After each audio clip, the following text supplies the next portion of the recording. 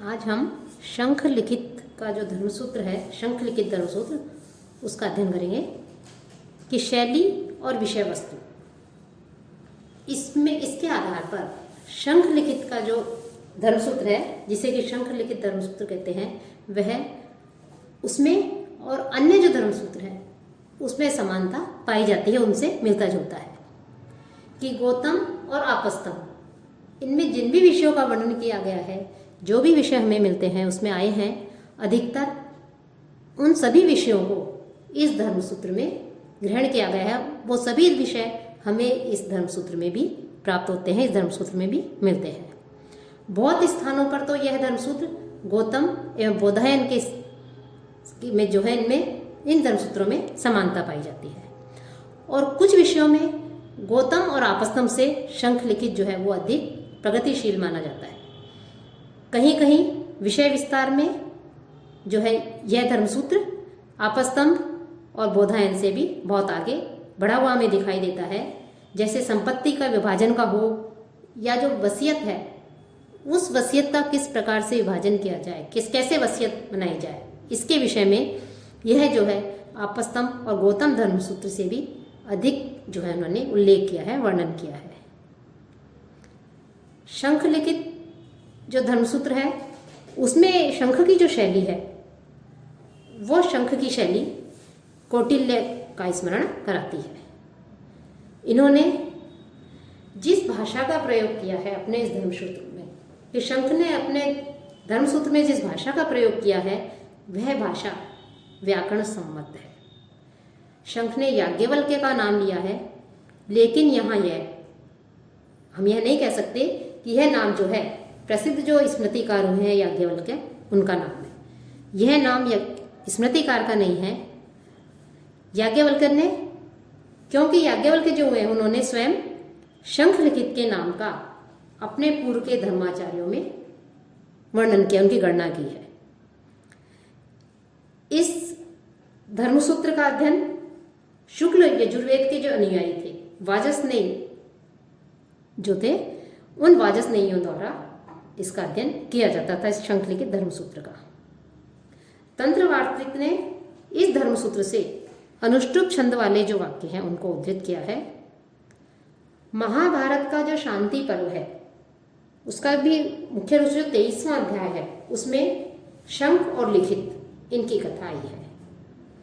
और याज्ञवल्क्य ने शंख लिखित को धर्मशास्त्रकारों में उसकी गणना की, जैसा हम पहले बता चुके हैं कि उन्होंने, याज्ञवल्क्य ने शंख लिखित का नाम अपने पूर्व के धर्माचार्यों में गिनाया है। उन्होंने उनको प्रमुख धर्मशास्त्रकारों में इनकी गिनती की है याज्ञवल्क्य ने। और जब पराशर स्मृति है, उस स्मृति में उल्लेख मिलता है कि कृतयुग, त्रेतायुग, द्वापर तथा कली के चारों युगों में मनु, गौतम, शंख लिखित एवं पराशर के अनुशासन जो है धर्म संबंधी प्रमाण माने जाते हैं, उन्हें प्रमाण के रूप में ग्रहण किया जाता है। जो विश्वरूप हुए हैं, उन्होंने यह कहा है, उन्होंने यह दर्शाया है कि वेदों पर आधारित एवं मनु ने जिस धर्म की व्यवस्था की है, वेदों पर आधारित जो धर्म है और मनु ने जिस प्रकार से धर्म की व्यवस्था की है, उस धर्म पर शंख लिखित ने खूब चिंतन मनन किया। और इस विश्वरूप के पश्चात अन्य जो भाष्यकार हुए हैं, निबंधकार हुए हैं, उन्होंने भी शंख लिखित का उद्धरण जो है उन्होंने अपने शास्त्रों में किया है। जो शंख लिखित का जो ये धर्मसूत्र है, यह इसका जो उद्धरण है, उन उद्धरणों में अधिकांश जो उद्धरण है वो गद्य में है। और यह इस धर्मसूत्र की कोई प्रति अभी प्राप्त नहीं हो सकती है, केवल उद्धरणों के रूप में ही यह धर्मसूत्र हमें मिलता है। इस धर्मसूत्र का जो गद्यांश है, उन गद्यांशों में वेदांगों, सांख्य, योग, धर्मशास्त्र आदि का हमें संकेत मिलता है। इसके उद्धरणों में हमें इन सब विषयों के विषय में संकेत मिलता है, इनका ज्ञान होता है।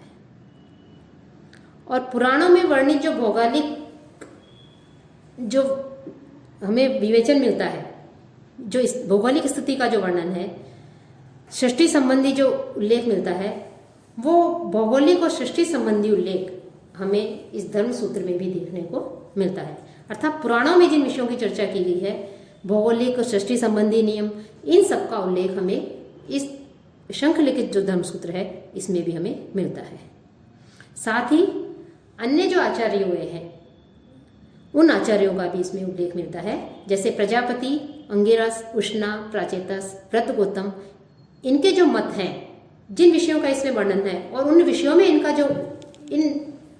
ये जो आचार्य हुए हैं, इन आचार्यों का जो मत है, उन मतों का भी उल्लेख हमें इस धर्म सूत्र में मिलता है। और इसका जो पद्यांश है, उस पद्यांश में यम, कात्यायन और स्वयं जो शंख है उनके भी हमें इसमें नाम मिलते हैं। जीवानंद का जो स्मृति संग्रह है, उस स्मृति संग्रह में इस धर्म सूत्र के 18 अध्याय एवं शंख स्मृति के 330 तथा लिखित स्मृति के 93 श्लोक पाए जाते हैं। इसमें मिताक्षरा में इसके 50 श्लोक जो है वो उद्धृत किए गए हैं।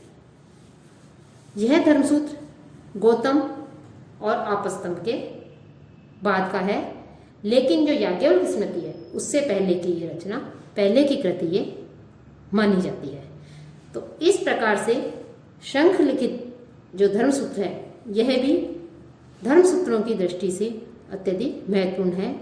इसमें भी अन्य सूत्रों से जो विषय आए हैं, उन विषयों का ग्रहण करके जो है, उन विषयों को लेकर के जो है इसमें विवेचन किया गया है, वर्णन किया गया है।